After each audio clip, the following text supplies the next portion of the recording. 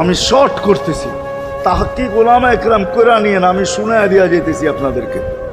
নফকা দুইটা হবে, প্রথমটাকে বলে কিয়ামতের জন্য, দুইবার সিংহায় ফু হবে, একবার ধ্বংসের জন্য, দ্বিতীয়টা হবে নফকাতুন নুশুর বলে এটাকে।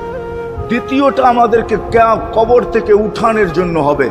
কিন্তু সব মারা যাবে, আল্লাহ চারজনকে পয়দা করবেন কুদরত দিয়া, জিবরিল, মিকাইল, ইসরাফিল, মালাকুল মউত, চারজনকে পয়দা করবেন। জিবরিল আলাইহিস সালাম কাঁদতে থাকবে, তিনজন জিজ্ঞাসা করবে কাঁদো কেন?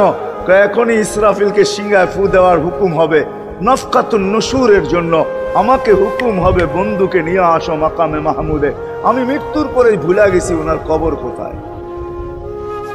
তিনজন বলবে জমিনকে জিজ্ঞাসা করো, তো জমিনকে জিজ্ঞাসা করবে, জমিন বলবে কাদ দাক্কানি আল্লাহু দাক্কা ফানাসিতু, প্রথম সিংহায় ফুতে আল্লাহ এরকম ছানছেন, আমিও ভুলে গেছি রাখছি কোথায়। অনেক সময়